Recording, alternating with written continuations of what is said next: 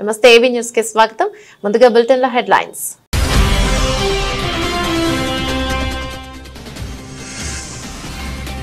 విడుదలైన తెలంగాణ టీఎస్సీ ఫలితాలు. సచివాలయంలో జనరల్ ర్యాంకింగ్ లిస్టు విడుదల చేసిన సీఎం.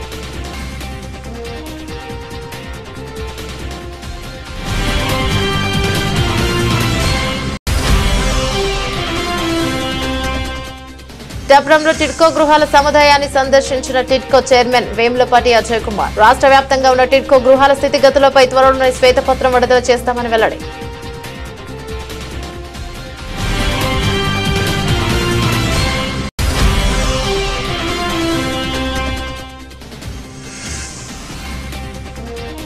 ప్రభుత్వంపై కేంద్ర మంత్రి బండి సంజయ్ సంచలన వ్యాఖ్యలు. హైడ్రా పేరిట రేవంత్ ప్రభుత్వం వసూలు చేస్తుందంటే ఆరోపణలు.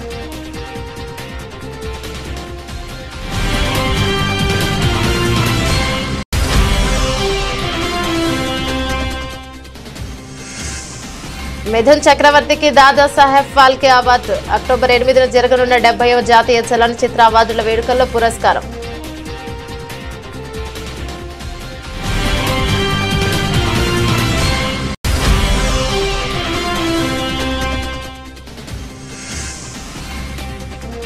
అంబానీ ఇంట ఒలింపిక్స్ పారాలింపిక్స్ అథ్లెట్లకు విందు. నెట్టింట ఫోటోలు వీడియోలు వైరల్.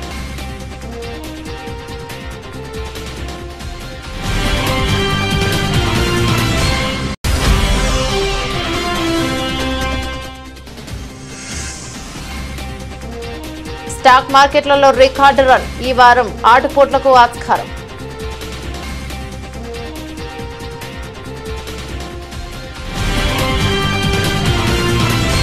తెలంగాణలో ఉపాధ్యాయ పోస్టుల భర్తీకి సంబంధించి విద్యాశాఖ నిర్వహించిన టీజీడీఎస్సీ 2024 పరీక్ష ఫలితాలు సోమవారం సెప్టెంబర్ 30 విడుదలయ్యాయి. ఈ ఉదయం 11 గంటలకు సచివాలయంలో సీఎం రేవంత్ రెడ్డి డిఎస్సీ పరీక్ష ఫలితాలను విడుదల చేశారు. జనరల్ ర్యాంకింగ్ జాబితాను వెబ్సైట్లో అందుబాటులో ఉంచారు. రాష్ట్రంలో 11,062 టీచర్ పోస్టుల భర్తీకి విద్యాశాఖ మార్చి 1న డిఎస్పీ నోటిఫికేషన్ విడుదల చేసింది. ప్రభుత్వం విద్యార్థులకు జూలై 18 నుంచి ఆగస్టు 5 వరకు పరీక్షలు రాశారు. ఏడాది ఫిబ్రవరి 29న 11,062 టీచర్ పోస్టుల భర్తీకి ప్రభుత్వం డిఎస్సీ నోటిఫికేషన్ విడుదల చేసిన విషయం తెలిసిందే. జూలై 18వ తేదీ నుంచి ఆగస్టు 5వ తేదీ వరకు డిఎస్సీ పరీక్షలకు సంబంధించిన వెబ్సైట్ ను మంచి రెస్పాన్స్ షీట్లను తొలగించారు. ఇప్పటికే ప్రాథమిక కీతో పాటు తుది కీని కూడా విడుదల చేశారు. తుది కీపై అభ్యర్థుల నుంచి కొన్ని అభ్యంతరాలు వచ్చాయి. ముఖ్యంగా 12 ప్రశ్నలకు సంబంధించిన జవాబులపై అభ్యంతరాలు వ్యక్తం చేశారు. వీటిపై అప్పటికే నిపుణుల కమిటీ విద్యాశాఖకు నివేదిక సమర్పించినట్లు సమాచారం. ఈ నివేదిక ఆధారంగా ఈ అభ్యంతరాలను పరిష్కరించారు. డిఎస్సీ పరీక్షల్లో వచ్చిన మార్కులకు టెట్ మార్కుల వెయిటేజీని కలిపి జనరల్ ర్యాంకులను వెల్లడించారు. 33 జిల్లాలలో 54 సెంటర్లలో స్కూల్ అసిస్టెంట్లు, సెకండరీ గ్రేడ్ టీచర్లు, లాంగ్వేజ్ పండిట్లు, ఫిజికల్ ఎడ్యుకేషన్ టీచర్లు, ప్రాథమిక మరియు ఉన్నత స్థాయిలో స్పెషల్ ఎడ్యుకేషన్ టీచర్లు, ఈ అన్ని పోస్టులకు పరీక్షలు నిర్వహించడం జరిగింది. 18/7/2024 నుండి 5/8/2024 వరకు 26 ఆప్షన్స్ కింద ఈ పరీక్షలు నిర్వహించి ఈరోజు ఈ ఫలితాలను విడుదల చేయడం జరిగింది. ఈ ఫలితాలు ప్రధానంగా 1:3 ప్రాతిపదికన ఫలితాలను ప్రకటించి వాళ్ళ సర్టిఫికెట్ వెరిఫికేషన్స్, వాళ్ళ యొక్క మిగతా వివరాలను సంబంధిత జిల్లా కలెక్టర్లు అధికారులు వెరిఫై చేసి ఫైనల్ నియామకాలు దసరా పండుగలోపు, తెలంగాణలో మీకు అందరికీ తెలుసు దసరాకున్న ప్రాధాన్యత. దసరా పండుగ అనేది మనకు సంతోషాన్ని తీసుకువచ్చే పండుగ. ప్రతి కుటుంబము ఎంత పేదవాడైనా దసరా పండుగను చాలా సంతోషంగా జరుపుకోవడం తెలంగాణ సాంప్రదాయం. ఆ దసరా పండుగ లోపలనే 9 అక్టోబర్ 2024 నాడు ఈ సర్టిఫికెట్ల వెరిఫికేషన్లు పూర్తి చేసి ఎల్బీ స్టేడియంలో ఈ 11,062 మంది టీచర్ల నియామక పత్రాలు వాళ్ళకు అందించడం ద్వారా రాబోయే దసరా పండుగ వాళ్ళ కుటుంబాలలో సంతోషాన్ని, పండుగ వాతావరణాన్ని తీసుకురావాలని చెప్పి మా ప్రభుత్వం భావిస్తుంది.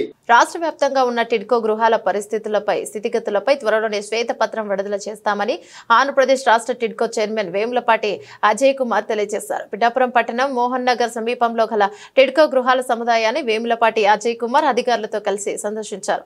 ముందుగా పిఠాపురం మున్సిపల్ కమిషనర్ కనకారావుని అడిగి పిఠాపురంలో నిర్మించిన టిడ్కో గృహాలపై వివరాలు తెలుసుకున్నారు. అనంతరం టిడ్కో గృహాలను వేములపాటి అజయ్ కుమార్ పరిశీలించారు. టిడ్కో గృహాల నివాసం ఉంటున్న ప్రజలతో వేములపాటి అజయ్ కుమార్ మాట్లాడి వారి యొక్క వారి యొక్క ఇబ్బందులను తెలుసుకున్నారు. ఈ సందర్భంగా టిడ్కో గృహాల సముదాయాల్లో ఉన్న ఇబ్బందులను వేములపాటి అజయ్ కుమార్ గుర్తించారు. సమస్యలను వెంటనే పరిష్కరించాలని అధికారులను ఆయన ఆదేశించారు. బ్యాంకు విషయంలో ఏ విధంగా చేయగలం ఆలోచిస్తున్నారు. బేసిక్ ఇన్ఫ్రాస్ట్రక్చర్ బేసిక్ మీరు చేయించండి సార్. నుంచి ఎలా వాట్సాప్ అంటే మరి అలా నేను ఆఫీషియల్స్ నేను సిఎస్ఆర్ కింద మాట్లాడతాను. మీకు ఎంత కావాలో చెప్పండి. చేయండి. ఫండ్స్ ప్రాబ్లం కాదు, మన దగ్గర లైట్లు ఉన్నాయంటే చేయించేసారు. సీఎం చంద్రబాబు పాపానికి పాల్పడ్డారని విశాఖపట్నం జిల్లా వైఎస్ఆర్సీపీ అధ్యక్షులు గుడివాడ అమర్నాథ్ ఆరోపించారు. విషయంపై ఆయన మీడియాతో మాట్లాడుతూ తిరుపతి లడ్డు అంశంలో సిబిఐ ఎంక్వైరీ ఎందుకు కోరడం లేదని ప్రశ్నించారు. బాబు తప్పు చేశాడు కనుకే సుప్రీం దర్యాప్తు కోరడం లేదని, వైఎస్ఆర్ కాంగ్రెస్ పార్టీ వేసిన కేసుపై సుప్రీంకోర్టులో సరైన విచారణ జరుగుతుందని ఆశిస్తామన్నారు. ఇక రాష్ట్ర ప్రభుత్వం సిబిఐ ఎంక్వైరీ కోసం కేంద్రానికి లేఖ రాయాలని గుడివాడ అమర్నాథ్ డిమాండ్ చేశారు. ఇది సమంజసం కాదు, మీరు చేస్తున్నటువంటిది కరెక్ట్ కాదు. చివరిని దేవుణ్ణి కూడా రాజకీయాల్లోకి తీసుకుని వచ్చేటువంటి స్థాయికి దిగజారిపోయారు. మత రాజకీయాలు చేసేటువంటి పరిస్థితికి వచ్చేసింది ఈ రాష్ట్రంలో తెలుగుదేశం పార్టీ ప్రభుత్వం అనేటువంటి విషయాన్ని కూడా ఈ సందర్భంగా తెలియజేస్తా ఉన్నా. ఈరోజు మనం చూసాం, నెయ్యికి సంబంధించి ఈఓ గారు అంటారు 4వ తారీఖు జూలై 4వ తారీఖున వచ్చినటువంటి లోడ్లు ఏవైతే ఉన్నాయో అంతవరకు వాడాం. జూలై 6వ తారీఖున తర్వాత జూలై 12వ తారీఖున వచ్చినటువంటి లోడ్లు మాత్రం వాటిని టెస్టులకు పంపించి 23వ తారీఖు జూలై వచ్చినటువంటి రిపోర్ట్ని ఆధారంగా వెజిటబుల్ ఆయిల్ అండ్ వనస్పతి కలిసింది అనేటువంటి ఉద్దేశంతో వాటిని వెనక్కి పంపించామని చెప్పి ఈఓ గారు చెప్తారు. జూలై 23 రిపోర్ట్ వస్తే సెప్టెంబర్ 18న ఈ రాష్ట్ర ముఖ్యమంత్రి మాట్లాడితే ఏమైపోయారు? 2 నెలలు ఏమైపోయారు? సెప్టెంబర్ 18న మీరు మాట్లాడి అందులో యానిమల్ ఫ్యాట్ కలిసిందని రకరకాలైనటువంటి వదంతులు సృష్టించారు. మీ ఈఓ చెప్పింది కరెక్టా? మీరు చెప్పింది కరెక్టా? ఒకవేళ కల్తీ నెయ్యి అని చెప్పి రిజెక్ట్ చేసినటువంటి పరిస్థితులు ఉంటే అసలు కల్తీ నెయ్యి రిజెక్ట్ చేసినప్పుడు లడ్డూలో ఎలా వాడుతారు అనేటువంటి దానికి ఏం సమాధానం చెప్తారు? హైదరాబాద్ నగరంలో అక్రమ నిర్మాణాలపై ప్రధానంగా చెరువులు ఆక్రమణలపై హైడ్రా ఉక్కుపాదం మోపుతున్న విషయం తెలిసిందే. నిత్యం నగరంలో ఎక్కడో ఒక చోట కూల్చివేతలు చేపడుతూ వార్తల్లో నిలుస్తోంది సంస్థ. అయితే తాజాగా హైడ్రాపై కేంద్ర హోంశాఖ సహాయ మంత్రి బీజేపీ నేత బండి సంజయ్ సంచలన ఆరోపణలు చేశారు. బీఆర్ఎస్ పార్టీ కాళేశ్వరం ప్రాజెక్టు పేరుతో 1000 కోట్లు కూడబెట్టినట్లే ఇప్పుడు కాంగ్రెస్ సర్కారు కూడా హైడ్రా పేరిట 1000 కోట్లు దండుకుంటోందని ఆరోపించారు. సోమవారం కరీంనగర్ లో ఆయన విలేకరులతో మాట్లాడుతూ ఈ సంచలన వ్యాఖ్యలను చేశారు. ఇంకా ఆయన మాట్లాడుతూ రాష్ట్ర పార్టీ అధ్యక్షుడు కేంద్ర మంత్రి కిషన్ రెడ్డి నేతృత్వంలో పేదల తరపున నిలబడి పోరాడతామన్నారు. బీజేపీ ఎప్పుడు పేదల పక్షానే ఉంటుందని ఆయన అన్నారు. వారి కోసం ఒంటరిగానే పోరాటం చేస్తామని తెలిపారు. కరీంనగర్ లో విలీన గ్రామాలపై కూడా స్పందించిన మంత్రి గ్రామాల విలీనం చేసే ముందు ప్రభుత్వం స్థానికుల అభిప్రాయం తెలుసుకోవాలని, అలాగే తమిళనాడులో సీఎం ఎంకే స్టాలిన్ తనయుడు ఉదయనిధి స్టాలిన్ కు ఉప ముఖ్యమంత్రి పదవి కట్టబెట్టడని విమర్శించారు. తాము ఇలాంటి వాటిని తీవ్రంగా ఖండిస్తున్నామన్నారు. తరహా వారసత్వ రాజకీయాల ప్రజా ప్రభుత్వాలకు మంచిది కాదని హితవు పలికారు. ఇలా కాంగ్రెస్ పార్టీ ప్రభుత్వం హైడ్రా విషయంలో ఇలా కొరుతో తలకు పోరాటం అయిపోయిన పరిస్థితి. ఏడుస్తున్నారు జనం. రోజు 2-3 వీడియోలు వస్తున్నాయి. ఆ వీడియోలు చూసి హైడ్రా బాధితులే కాదు, తెలంగాణ రాష్ట్రం కాదు, దేశవ్యాప్తంగా కూడా ప్రజలు కాంగ్రెస్ పార్టీ ప్రభుత్వ పాలన అసహించుకుంటున్నారు. ఇవాళ అన్ని డాక్యుమెంట్స్ ఉండి అన్ని అనుమతులు ప్రభుత్వమే ఇచ్చి పేదోళ్ళు ఇల్లు కట్టుకున్న ఇళ్లను గంట లోపల కూల్చి ఎలాంటి నోటీసులు కూడా కూల్చేయడము, ఇది ఎంతవరకు కరెక్ట్? ఇది నిలువ నీడ లేకుండా పేదలు చేస్తున్నారు. ఇందిరమ్మ రాజ్యం అంటే ఇదేనా? కాంగ్రెస్ పార్టీ స్పష్టం చేయాలి. అంటే పేదల ఇల్లు కూర్చోవడమే ఇందిరమ్మ రాజ్యమా? 6 గ్యారెంటీలు ఇస్తా అని చెప్పి హామీ ఇచ్చి మోసం చేయడమే ఇందిరమ్మ రాజ్యమా? అవినీతితో మొత్తం కూరుకుపోవడమే ఇందిరమ్మ రాజ్యమా? ఏంది ఇందిరమ్మ రాజ్యం అంటే? కాబట్టి హైడ్రా విషయంలో భారతీయ జనతా పార్టీ వారం రోజులు ప్లాన్ మెయింటైన్ చేస్తున్నాం. తప్పకుండా హైడ్రా విషయంలో మేము చాలా సీరియస్గా ప్లాన్ చేస్తాం. నేను మళ్ళీ చెప్తున్నా, ఇలా ప్రజలకు భారతీయ జనతా పార్టీ ఆయుధంగా మారబోతున్నది. భారతీయ జనతా పార్టీ కార్యకర్తలు సిద్ధమవుతున్నారు, నాయకులు సిద్ధమవుతున్నారు హైదరాబాద్లో కండగా ఉండడానికి. ఈ రాక్షస ఆలోచనను, ఈ మూర్ఖత్వపు ఆలోచనను, ఈ దుర్మార్గపు మనసుతో పక్కకు పెట్టి ఒక మానవత్వంతో రాష్ట్ర ప్రభుత్వం ఆలోచించాలి. హైడ్రా విషయంలో వాళ్ళ ఇంట్లో కూర్చోవడం ఎంతవరకు సమంజసమో గుండె మీద చేసుకుని రాష్ట్ర ముఖ్యమంత్రి గారు ఆలోచించాలి. ఇలా ప్రజలు కూడా అంత వ్యతిరేకతస్తుంటే ఇలా ఒక్కొక్క మినిస్టర్ వచ్చి హైడ్రా మంచిది అంటే రేపు వాళ్ళ కూడా కుటుంబాలను మీరు కట్టుకుని నిన్ను కూర్చొని ఎంత ఇబ్బంది ఉంటుంది.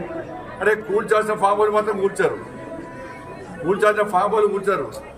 మేమనుకున్నాం హైడ్రా ఒక మంచి ఆలోచన ఉంది కదా, అరే మంచి ప్లాన్తో ప్రభుత్వం ఉన్నట్టున్నది, ఏం చెడు ఆలోచన ఏం లేనట్టుందో మేము అనుకున్నాం. కానీ ఇంత పేదోళ్ళు ఉసురు పోసుకుంటారు, పేదోళ్ళు పుట్ట కొడతారు, పేదోళ్ళకు నిల్వ నీడ లేకుండా చేస్తారని చెప్పి మేము ఎప్పుడు ఆలోచించాం. ఇప్పుడంతా ఢిల్లీ నుంచి డైరెక్షన్. ఇలా రేపు మాకు ఏం చేస్తారు, బీఆర్ఎస్ పార్టీ అయ్యప్ప సొసైటీ పేరుతో కొన్ని రోజులు కూల్చిన తర్వాత పైసలు తప్పి ఇలా హైడ్రా పేరుతో వేస్తారు. ఇలా మెల్లగా దీన్ని క్లోజ్ చేస్తారు. ఇక క్లోజ్ చేయాల్సిందే, మరి వట్టే క్లోజ్ చేయరు. పెద్ద పెద్ద వ్యక్తుల నుంచి మళ్ళీ కలెక్షన్ చేస్తారు, కలెక్షన్ చేసి మళ్ళీ ఢిల్లీకి పైసలు పంపాలి. రాజకీయ నేతలను పై అధికారులను సంతృప్తి చేసేందుకు అత్యుత్సాహంతో పనిచేయొద్దని తెలంగాణ హైకోర్టు సోమవారం వ్యాఖ్యానించింది. హైడ్రా కూల్చివేతలకు సంబంధించి ఆ సంస్థ చీఫ్ రంగనాథ్పై తీవ్ర ఆగ్రహాన్ని వ్యక్తం చేసింది. సెలవు దినాల్లో పనిచేయాల్సిన అవసరం ఏమొచ్చిందని, శని ఆదివారాలు కూల్చివేతలు చేపట్టడమేంటని నిలదీసింది. కరుడుగట్టిన నేరస్తుడిని ఉరితీసే ముందు కూడా చివరి కోరిక ఏంటని అడుగుతారని గుర్తు చేస్తూ ఇంటిని కూల్చే ముందు యాజమానికి చివరి అవకాశం ఏమైనా ఇచ్చారా అంటూ ప్రశ్నించింది. ఈ మేరకు హైడ్రా కూల్చివేతలపై దాఖలైన పిటిషన్లపై హైకోర్టు సోమవారం ఉదయం విచారణ చేపట్టింది. హైడ్రా చీఫ్ వర్చువల్ గా అమీన్పూర్ తహసీల్దార్ కోర్టులో విచారణ హాజరయ్యారు. సందర్భంగా హైడ్రా చీఫ్ రంగనాథ్ కు కోర్టు పలు ప్రశ్నలు సంధించింది. చట్ట ప్రకారం రిజిస్ట్రేషన్ పూర్తి చేసి స్థానిక సంస్థల అనుమతి లేకుండా తీసుకున్నాకే ఇళ్ల నిర్మాణాలు చేపడుతున్నారని కోర్టు గుర్తు చేసింది. అయితే ప్రభుత్వ శాఖల మధ్య సమన్వయ లోపంతో సామాన్యులు నష్టపోవాల్సి వస్తుందని వ్యాఖ్యానించింది. హైడ్రా ఏర్పాటు అభినందనీయం, కానీ దాని పనితీరుపైనే అభ్యంతరమని కోర్టు పేర్కొంది. ఒక్క రోజులో హైదరాబాద్ ను మార్చాలనుకోవడం సరికాదని, FTL నిర్ధారించకుండా అక్రమాలను ఎలా తెలుస్తారని నిలదీసింది. అనంతరం కేసు విచారణకు ఈ అక్టోబర్ 15కు వాయిదా వేసింది. రాజకీయాల కోసం ఎంతకైనా తెగించే రకం చంద్రబాబు అంటూ మాజీ మంత్రి వెల్లంపల్లి శ్రీనివాస్ విమర్శలను గుప్పించారు. నందమూరి హరికృష్ణ మృతదేహం పక్కనే పొత్తుల గురించి చర్చించిన నీచ చరిత్ర చంద్రబాబుది అంటూ దుయ్యబట్టారు. సూపర్ 6 పథకాల గురించి డైవర్షన్ కోసమే చంద్రబాబు ఇలా లడ్డూ ఆరోపణలు చేస్తున్నారని వెల్లంపల్లి శ్రీనివాస్ మండిపడ్డారు. పదవి కోసం మావకు వెన్నుపోటు పడవడం కానివ్వండి, ఆ రోజు నందమూరి హరికృష్ణ గారు డెడ్ బాడీ ఉండగానే కేసీఆర్తో పొత్తులు పెట్టుకోవడం కానివ్వండి, ఆ డెడ్ బాడీ దగ్గర పొత్తులు పెట్టుకోవడం కానివ్వండి, రాజకీయాల కోసం ఎంతైనా తెగిస్తాడన్న సంగతి మనందరూ కూడా తెలిసిన విషయమే. ఎన్టీ రామారావు మీద చెప్పులు విసిరడం కానివ్వండి, ఇవన్నీ మనకు తెలుసు ఇవన్నీ కూడా. కానీ ఈరోజు ఒక ప్రతిపక్ష పార్టీని ఇబ్బంది పెట్టాలని చెప్పని ఆయన 100 రోజుల పరిపాలనలో ఈ రాష్ట్రంలో ఏమీ చేయలేకపోయాడు కాబట్టి అమ్మఒడి కార్యక్రమం ఉంది. జగన్మోహన్ రెడ్డి గారు ఇంటికి ఒకటి ఇస్తా అని చెప్పారు. ఈయనేమో నీకు 15,000, నీకు 15,000, నీకు 15,000, నీకు 18,000 అని చెప్పని ప్రచారం చేశాడు. అది ఆన్గోయింగ్ ప్రాసెస్ వర్కే కదా అమ్మఒడి అనేది. కనీసం జగన్మోహన్ రెడ్డి గారు ఒక ఇంటికి ఒకటి ఇచ్చారు, అదన్నీ ఇవ్వాలి కదా, అది ఎక్కొట్టాడు. రైతు భరోసా మేము 20,000 ఇస్తామని చెప్పాడు. జగన్మోహన్ రెడ్డి గారు ఇచ్చిన అమౌంట్ కూడా ఇప్పుడు ఇవ్వలేదు కదా. ఇది ప్రజల్లో చర్చ నడుస్తుంది. పథకాలు ఆపేస్తున్నాడు చంద్రబాబు నాయుడు, ప్రజల్ని పథకాలు ఏమి ఇవ్వకుండా ఇబ్బంది పెడతాడని చెప్పి ప్రజల్లో చర్చ నడుస్తుంది. ఆ చర్చను డైవర్ట్ చేసే విధంగా, ఈ లడ్డు పవిత్రతను భంగం కలిగించే విధంగా దీన్ని తీసుకొచ్చాడు. నేను చెప్తున్నా ఒకటి, వెంకటేశ్వర స్వామి వారి దగ్గర ఎవరూ కూడా తప్పు చేయకూడదు. తప్పు చేస్తే ఎంతటి వాడికైనా కానీ వెంకటేశ్వర స్వామి చూస్తూ కూర్చోడు, తప్పకుండా శిక్షిస్తాడు. దాంట్లో ఏ తప్పు చేయలేదు కాబట్టే, మేమే తప్పు చేయలేదు కాబట్టే మేము సుప్రీంకోర్టుని ఆశ్రయించి మా వైవి సుబ్బారెడ్డి గారు. హైదరాబాద్ లో బీజేపీ ఎమ్మెల్యే రాజాసింగ్ ఇంటి వద్ద అనుమానాస్పదంగా తిరుగుతున్న 2 యువకులను పోలీసులు అదుపులోకి తీసుకున్నారు. గోషామహల్లోని ఎమ్మెల్యే ఇంటి వద్ద యువకుల కదలికలు అనుమానాస్పదంగా కనిపించడంతో స్థానికులు పోలీసులకు ఫోన్ చేశారు. దీంతో ఉటావుటిన అక్కడికి చేరుకున్న పోలీసులు అదుపులోకి తీసుకున్నారు. యువకుల్ని మంగళహాట్ పోలీస్ స్టేషన్ కు తరలించారు. ఎమ్మెల్యే ఇంటి వద్ద రెక్కీ కోసమే తిరుగుతున్నారని తేలడంతో ఎమ్మెల్యేపై దాడి చేయడానికే వచ్చారన్న కోణంలో విచారణ జరుపుతున్నారు. పోలీసులు వెల్లడించిన సమాచారం ప్రకారం షేక్ ఇస్మాయిల్, షేక్ ఖాజీ అనే యువకులు రాజాసింగ్ ఇంటి దగ్గరలో అనుమానాస్పదంగా తిరగడం చూసి స్థానికులు పట్టుకున్నారు. ఆ యువకులను 2 మంగళహాట్ స్టేషన్ కి తరలిస్తున్నామని తెలిపారు. ఇక 2 ఫోన్లలోనూ ఎమ్మెల్యే రాజాసింగ్ ఫోటోలు ఉన్నాయని, వాటితో పాటు గన్, బుల్లెట్ల ఫోటోలు ఉన్నాయని చెప్పారు. దీంతో హిందూ బంధు రాజాసింగ్ ను తీవ్రవాది చంపాలని రెక్కి చేస్తున్నారంటూ బీజేపీ కార్యకర్తలు నిరసన చేపట్టారు. నగరంలో శాంతి భద్రతలు లేవని పురాణపుల్ చౌరస్తాలో రేవంత్ రెడ్డి దిష్టిబొమ్మను దహనం చేశారు. దేశంలో హిందువుల గురించి నిరంతరము పోరాడుతున్నటువంటి రాజాసింగ్ గారి ఇంటి దగ్గర కొంతమంది దుండగులు టెర్రరిస్టు సంబంధించినటువంటి వ్యక్తులు ఎమ్మెల్యే రాజాసింగ్ కు ప్రాణహాని చేయాలనే ఉద్దేశంతో తన ఇంటి దగ్గర రెక్కి నిర్వహించడం జరిగింది. ఒక తీవ్రవాది హింసను సృష్టించడానికి, ఒక నాయకుడిని చంపడానికి, అతనిపై దాడి చేయడానికి తన ఇంటి వద్దకు వచ్చి రెక్కి చేశాడంటే ఈ తెలంగాణ ప్రభుత్వ పోలీస్ యంత్రాంగం ఏం చేస్తుందని చెప్పి మేము ప్రశ్నిస్తున్నాం. అసలు ఈ రాష్ట్రంలో హోమ్ మినిస్టర్ ఎవరు? చెత్తరహిత భారతదేశమే లక్ష్యంగా మోదీ ప్రభుత్వం అనేక కార్యక్రమాలు చేపడుతోందని కేంద్ర హోంశాఖ సహాయ మంత్రి బండి సంజయ్ అన్నారు. కరీంనగర్ మున్సిపల్ కార్పొరేషన్ ఆధ్వర్యంలో సప్తగిరి కాలనీలో ఏర్పాటు చేసిన స్వచ్ఛతా హీ సేవ కార్యక్రమంలో పాల్గొన్నారు. కాలనీలో మంత్రి చీపురు పట్టి ఊడ్చారు. మురికి ప్రదేశాన్ని శుభ్రం చేసి మొక్కలు నాటారు. అనంతరం జరిగిన కార్యక్రమంలో శానిటైజర్ సిబ్బందికి హెల్త్ కార్డులను అందజేశారు. ఈ సందర్భంగా మాట్లాడుతూ స్వచ్ఛ భారత్ మిషన్ ప్రారంభించింది 10 సంవత్సరాలు అవుతుందని తెలిపారు. 10 ఏళ్లు పూర్తి కాబోతున్న సందర్భంగా దేశవ్యాప్తంగా స్వచ్ఛ భారత్ దివాస్ ను జరుపుకుంటున్నామని అందులో భాగంగానే స్వచ్ఛతా హీ సేవ 2024 పేరిట అనేక సేవా కార్యక్రమాలను ఇక్కడ నిర్వహించుకోవడం సంతోషంగా ఉందన్నారు. మనకు ఓటు చేసి గెలిపించిన ప్రజలు ఇబ్బంది పడతారు. ప్రజల సమస్యలు తీర్చే అవకాశం ఉండదు, ప్రజల సమస్యలు పరిష్కారమే అవకాశం ఉండదు. ఎన్నికల మాత్రం పాటిస్తారు. ఎన్నికల తర్వాత ఒక సోదర భావంతో అందరు కలిసిమెలిసి మనం గెలిపించిన ప్రజలకు సేవ చేసే ఆలోచన కల్పించినప్పుడే ఇవి స్వచ్ఛభారత భాగం, మనసు మంచి ఉండాలి, స్వచ్ఛభారత భాగం అవి కూడా. కాబట్టి ఇటువంటి ఆలోచనతో అందరూ ముందు చెప్పి నిరంతరం విజ్ఞప్తి చేస్తూ ఇంతమంది కార్యక్రమంలో పాల్గొనడం చాలా సంతోషంగా అనిపిస్తుంది. మరి అనేక రకాల కార్యక్రమాలు ప్రతిజ్ఞ పేరుతో కానీ, హెల్త్ క్యాంప్ పేరుతో కానీ, తల్లి పేరు మీద ఒక మొక్క నాటడం పేరుతో కానీ, కార్మికులందరితో కూర్చొని సిబ్బందితో కూర్చొని కలిగే మాట ఆత్మ కలిగేతో మాట్లాడే ప్రయత్నం చేయడం కానీ, ఇట్లా అనేక రకాల కార్యక్రమాలు ఈ స్వచ్ఛ సేవ కార్యక్రమం ద్వారా మనం సిబ్బందికి దగ్గర కావాలి, ప్రజలకు దగ్గర కావాలి, అందరూ కలిసిమెలిసి ఉండాలని చెప్పి అందరం ఒకటే భావన, ఒకటే ఆలోచన అనేటువంటి ఒక భావన కల్పించడానికే ఈ కార్యక్రమాన్ని మనం తీసుకుంటున్నాం. మంచి సమాజం. కామారెడ్డి జిల్లా కేంద్రంలో 6 ఏళ్ల చిన్నారిపై జరిగిన సంఘటన ఖండిస్తున్నట్లు రాష్ట్ర ప్రభుత్వ సలహాదారుడు షబీర్ అలీ అన్నారు. పట్టణంలో మీడియా సమావేశంలో ఆయన మాట్లాడుతూ 6 ఏళ్ల బాలికపై జరిగిన విషయంలో చట్టపరంగా యాక్షన్ తీసుకున్న పోలీసులకు అభినందనలు తెలిపారు. కొంతమంది యువకులు పోలీసులపై రాళ్లదాడి చేయడం సరైన పద్ధతి కాదన్నారు. వారిపై చట్టపరమైన చర్యలు తీసుకోవాలని అన్నారు. First I congratulate the Kamareddy police. Immediately action తీసుకొని ఎవరు కంప్లైంట్ చేయకుండా, ఎవరు ధర్నా చేయకుండా, ఎవరు ప్రొటెస్ట్ చేయకుండా వాళ్ళే వాళ్ళ దృష్టికి చైల్డ్ అండ్ ప్రొటెక్షన్ వాళ్ళు తీసుకురాగానే యాజ్ పర్ ది చట్ట ప్రకారంగా వాళ్ళు యాక్షన్ తీసుకునేందుకు నేను వాళ్ళకు అభినందిస్తున్నాను. దాని తర్వాత సెకండ్ ఇన్సిడెంట్ ఒక 6 సంవత్సరాల బాలిక మీద పోయిందని మా మీడియా సోదరులకు ధన్యవాదాలు. ఒకసారి ఆలోచన చేయండి మీరు కూడా. స్కోరలింగ్ స్టార్ట్ అయిపోయింది. ఒకటి రేప్ అని వేస్తున్నారు, ఒకటి దాన్ని బట్టి సోషల్ మీడియా కొంత సోదరులు అతని మీద ఏదో జరిగిపోయిందని విద్యార్థి సంఘాలు నాకు నైట్లో కూడా కొన్ని విద్యార్థుల సంఘాలు ఫోన్ చేస్తే, అద్దు బాబు పోలీస్ అయిపోయింది కదా, మీరు ఏమైనా కావాలంటే పోలీస్ ఎస్పీ దగ్గర మీరు డిస్కషన్ చేయండి, కానీ మీరు పోకండి. కొందరు నా మాట అయిన ఆగిళ్ళు, కొంతమంది ఇతర కొన్ని ఆర్గనైజేషన్స్ మన కంట్రోల్లో లేరు, వాళ్ళు పోయి ప్రొటెస్ట్ చేసినారు. పవన్ కళ్యాణ్ తో రాజీనామా చేయించి హిందూ ధర్మం పవిత్రతను కాపాడాలని రాష్ట్రీయ ప్రజా కాంగ్రెస్ ఆర్పీసీ ప్రధాన కార్యాలయంలో జరిగిన పార్టీ వారాంతపు సమావేశంలో ఆర్పీసీ వ్యవస్థాపక అధ్యక్షులు మేడా శ్రీనివాస్ సీఎం చంద్రబాబుని కోరారు.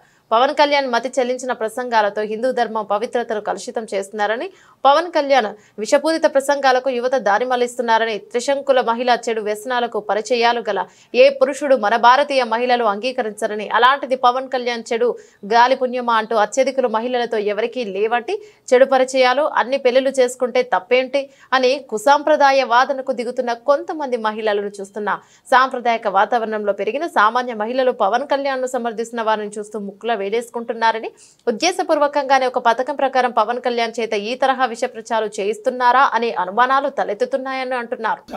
నేను హిందువుని, నా బిడ్డ హిందువు, అలాగే ఒకప్పుడు నేను బాప్టిస్ట్ని అని నోటికొచ్చిన ఉపన్యాసాలతో ప్రజల్లో ఒక విధమైన మత సామరస్యాన్ని విచ్ఛిన్నం చేసేటువంటి ప్రయత్నాలు చేస్తున్నాడు.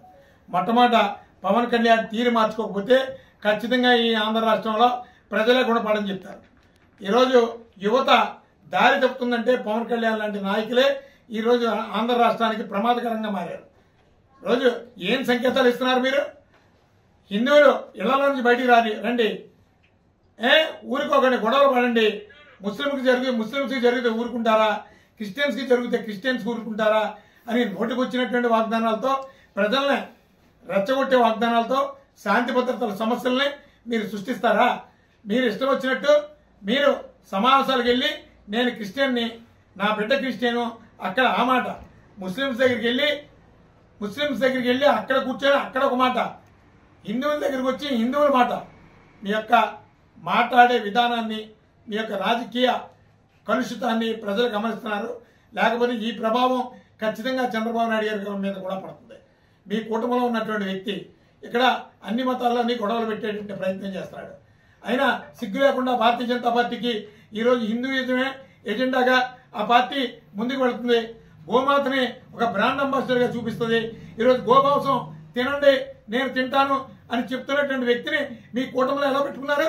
నిజాంపేట మండల కేంద్రంలో సోమవారం ఏకలవ్యుని జయంతి సందర్భంగా మండల ఏకలవ్య సంఘ సభ్యుల ఆధ్వర్యంలో ఏకలవ్యుని చిత్రపటానికి పూలమాలలు వేసి కుల జెండాను ఆవిష్కరించారు. ఈ సందర్భంగా వారు మాట్లాడుతూ మా కులదైవమైనటువంటి ఏకలవ్యుడి జయంతి వేడుకలను జరుపుకోవడం గర్వించదగ్గ విషయం అన్నారు. ఆనాదిగా మా కులాన్ని కేంద్ర రాష్ట్ర ప్రభుత్వాలు చిన్నచూపే చూస్తున్నాయన్నారు.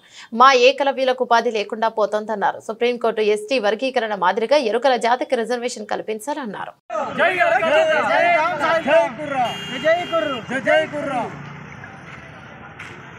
ఏకలవ్య జయంతి ఉత్సవాలు జరుపుకోవడం జరిగింది. ముఖ్యంగా ఈరోజు మా ఎరకల జాతి గర్వించదగ్గ విషయం ఏంటంటే ఏకలవ్యుడు అనాది కాలంలో జన్మించి మాకు కులదైవంగా వెలిసిండు. ఆ ఏకలవ్యుని జయంతి మా కులాస్తులు అందరి పౌరుషంలో కానీ రక్తంలో కానీ అతని మనలోనే ఉన్నాయి. కనుక అతని ఉత్సవాన్ని వల్ల మేము జరుపుకోవడం, అతని పేరు మీద జాతీయ జెండాను ఆవిష్కరించుకోవడం జరిగింది, కుల జెండా. కనుక మాకు ఆనాది కాలం నుంచి మా కులమును చిన్నచూపే చూస్తుంది. అటు ప్రభుత్వం కానీ ఇటు ఇతర అగ్రవర్ణ కులాలు కానీ ఆ చిన్న చూపు చూడడం వలన మేము చాలా వెనుకబడి ఉన్నాము. అలా కాకుండా మాకు ప్రత్యేకంగా బడ్జెట్, ఎరకల బడ్జెట్ కేటాయించాలని కోరుచున్నాను ప్రభుత్వాన్ని. కానీ మాకు ఎలాంటి ఉపాధి లేదు. మా కులంలో ఈ ఎస్టీ వర్గీకరణ మొన్న సుప్రీంకోర్టు చేసిన విధంగా మాకు అదే విధంగా మాకు ప్రత్యేక. కూటమి ప్రభుత్వంలో సూపర్ 6 లేదు, అంతా సూపర్ స్కామ్ అని వైఎస్ఆర్సీపీ నేతలు పోతిన మహేష్ అన్నారు. 4 నెలల్లో కనీసం ఒక్క పథకం కూడా అమలు చేయలేకపోయారని విమర్శించారు. వరద బాధితులకు ప్రభుత్వం ఇచ్చింది 200 కోట్లని, ప్రభుత్వం దాతలు ఇచ్చింది 400 కోట్లని పేర్కొన్నారు. క్లిష్ట సమయంలో బాధితులకు ప్రజలండగా ఉన్నారు తప్ప కూటమి ప్రభుత్వం కాదని పోతిన మహేష్ అన్నారు. రాష్ట్రంలో రాక్షస రాజ్యం నడుస్తుంది. దేవుడికి దండం పెట్టుకోవడానికి వెళ్ళడానికి కూడా ప్రభుత్వ అనుమతి కావాలంట. మాజీ ముఖ్యమంత్రి జగన్మోహన్ రెడ్డి గారు తిరుమల దర్శనానికి వెళ్ళకూడదని నోటీస్ ఇచ్చారు. దీన్ని రాక్షస రాజ్యం అనక ఇంకేమనాలి? మీ పాలనలో 100 రోజుల్లో ఒక్క మంచి పని అయినా చేశారా? చేయలేదు కాబట్టి కదా ఈ డైవర్షన్ పాలిటిక్స్ చేస్తున్నారు మీరు. పక్క రాష్ట్రాల నుంచి కూడా మనుషుల్ని రప్పించి ఇక్కడ విధ్వంసం చేసేటువంటి కుట్రలు చేస్తూ ఉన్నారు. దీన్ని రాక్షస రాజ్యం అనక ఏమనాలి చెప్పండి? ఏమనాలి? ఇవన్నీ కూడా ప్రజలకు తెలిసిపోయినాయి. ఈ కూటమి అధికారంలోకి వచ్చిన తర్వాత సూపర్ 6 లేదు, అంతా సూపర్ స్కామే. ఒక్క పథకం కూడా అమలు చేయలేకపోయారు. వర్షాలు తుఫాన్ల వల్ల నష్టపోయిన ప్రజలకి అండగా నిలవలేకపోయారు. ప్రభుత్వ లెక్కల ప్రకారమే కదా 6,800 కోట్ల రూపాయల నష్టం వస్తే ప్రభుత్వం ఇచ్చింది 200 కోట్లే, కానీ ప్రజలు దాతలు ఇచ్చిన విరాళాలు 400 కోట్లు. అంటే ప్రజలుగా అండగా ఉన్నారు, కానీ ప్రజలకి ఎక్కడా కూడా కూటమి ప్రభుత్వం అండగా లేదని మీరు చెప్పిన గణాంకాలే కదా తెలుస్తూ ఉన్నాయి.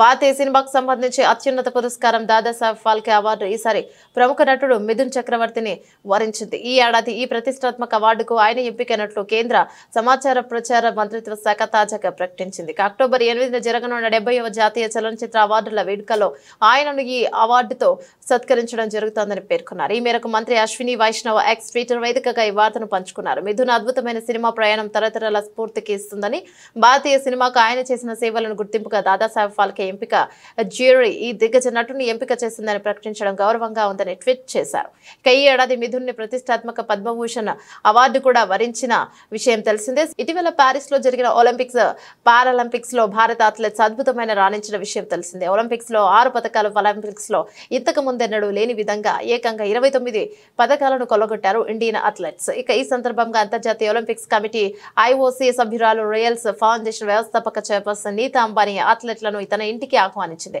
ప్రత్యేక ఆతిథ్యం ఇచ్చారు. ఈ సందర్భంగా ఆదివారం రాత్రి ముంబైలోని తమ నివాసంలో యాంటిలియాకు పిలిపించి మరీ ప్రత్యేకంగా విందు ఏర్పాటు చేశారు. ఇందులో ఒలింపియన్లు, పారాలింపియన్లు ఒకే చోట కలిసి సెలబ్రేషన్స్ చేసుకున్నారు. దాదాపు 140 మంది వరకు అథ్లెట్లు ఈవెంట్ కు హాజరైనట్టు సమాచారం. ఈ వేడుకకు సంబంధించిన ఫోటోలు, వీడియోలు ప్రస్తుతం సామాజిక మాధ్యమాల్లో వైరల్ అవుతున్నాయి. సందర్భంగా నీతా అంబానీ మాట్లాడుతూ ఇది చాలా ప్రత్యేకమైన సాయంత్రం. ఇండియాకు చెందిన పారిస్ ఒలింపియన్లు, పారా ఒలింపియన్లు మొదటిసారి ఒకే వేదికపై సమావేశం అవుతున్నారు. పారిస్ ఒలింపిక్స్ క్రీడల్లో వారు సాధించిన దానికి చాలా గర్విస్తున్నాం. భారతీయులందరూ ఈరోజు వారికి గౌరవిస్తున్నారు. వారి పట్ల మనకున్న ప్రేమ, గౌరవాన్ని తెలియజేస్తున్నాం. యునైటెడ్ విట్రయమ్స్ ఒక ఉద్యమంగా మారాలని కోరుకుంటున్నానన్నారు. बड़ी स्पेशल शाम है। आज पहली बार भारत के सभी ओलंपियंस और पैरालंपियंस एक ही साथ एक ही प्लेटफॉर्म पर आ रहे हैं. We are so proud of them. All Indians, we are proud of each and every one of them. And today, we are going to honor them and show them the respect and the love that we have for them. On behalf of Reliance Foundation, we would like and we would wish that United in Triumph can become a movement for unity and inclusiveness in sport and in life. और बस इसीलिए आज celebration है जहां we are going to show that all of them are coming together and coming united together. And thank you so much. आप सबको धन्यवाद आज आने के लिए. దేశీయ స్టాక్ మార్కెట్లలో రికార్డు రన్ కొనసాగుతోంది.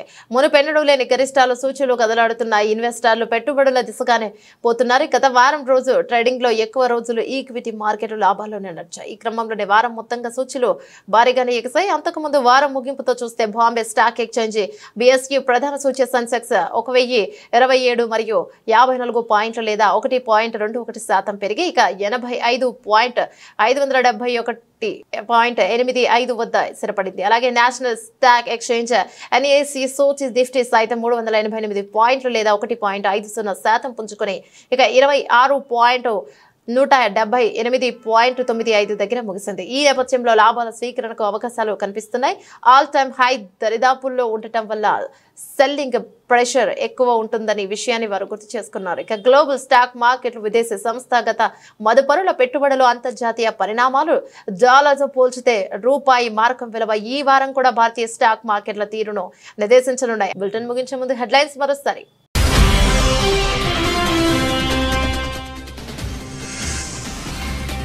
విడుదలైన తెలంగాణ TSC ఫలితాలు. సచివాలయంలో జనరల్ ర్యాంకింగ్ లిస్టు విడుదల చేసిన సీఎం.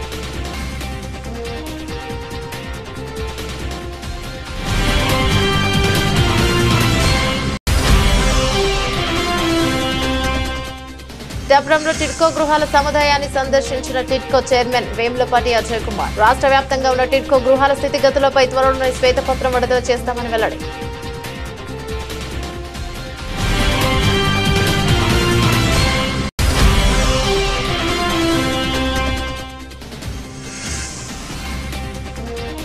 ప్రభుత్వంపై కేంద్ర మంత్రి బండి సంజయ్ సంచలన వ్యాఖ్యలు. హైడ్రా పేరిట రేవంత్ ప్రభుత్వం వసూలు చేస్తుందంటే ఆరోపణలు.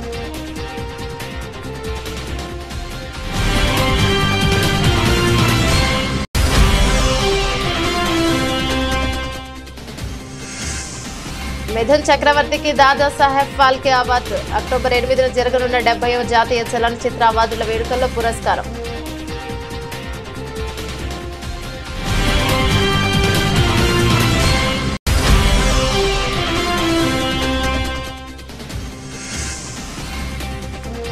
అంబానీ ఇంట ఒలింపిక్స్ పారాలింపిక్స్ అథ్లెట్లకు విందు. నెట్టింట ఫోటోలు వీడియోలు వైరల్.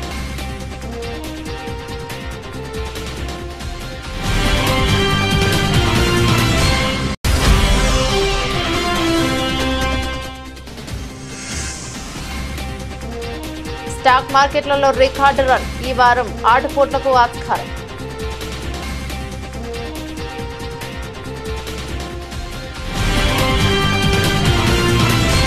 ఇవి బులెటిన్లోని అప్డేట్స్. మరో బులెటిన్లో మళ్ళీ కలుసుకుందాం. అంతవరకు సెలవు. నమస్తే.